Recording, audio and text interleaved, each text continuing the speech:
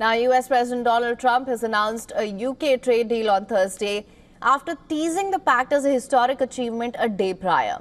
While Trump touted the UK deal as a trade framework for other negotiations, the pact fell short of a full and comprehensive agreement. With this deal, the UK joins the United States in affirming that reciprocity and fairness is an essential and vital principle of international trade. The deal includes billions of dollars of increased market access for American exports, especially in agriculture, dramatically increasing access for American beef, ethanol, and virtually all of the products produced by our great farmers. And our Secretary, as you know, of Agriculture is here. Brooke, thank you very much for being here. Thank you, sir. You'll let the farmers know.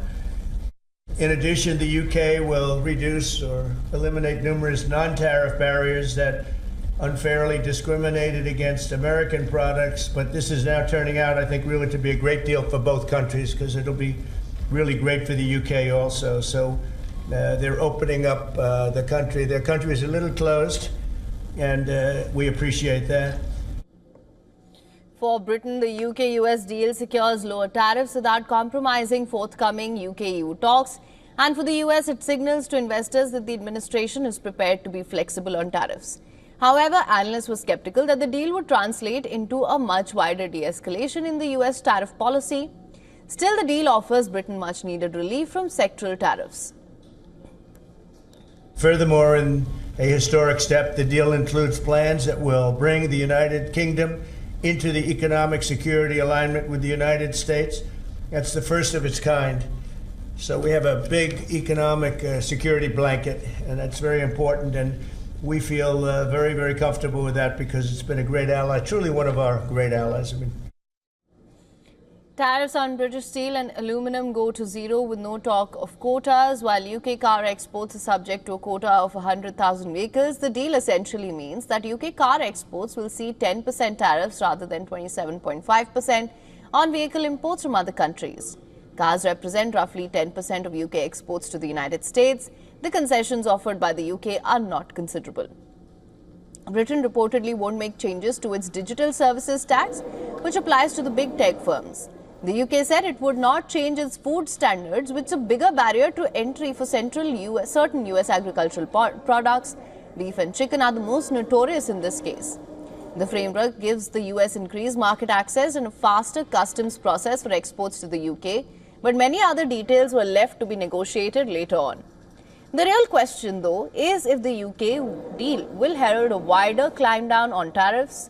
Trump's signaled tariffs on Chinese goods may fall if upcoming talks in Switzerland this weekend go well.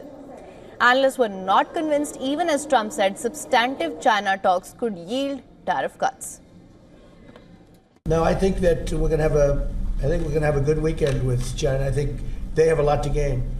I do think they have far more to gain than we do, in a sense, but we're going to have a very good weekend.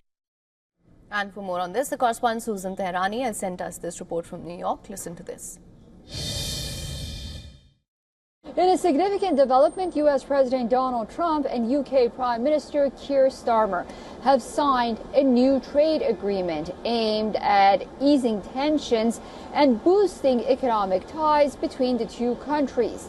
The deal reduces U.S. tariffs on British car imports from 27.5% to 10% for up to 100,000 vehicles annually, and also eliminates tariffs on UK steel and aluminum exports. In return, the UK will lower tariffs on American beef and ethanol, enhancing market access for U.S. agricultural producers.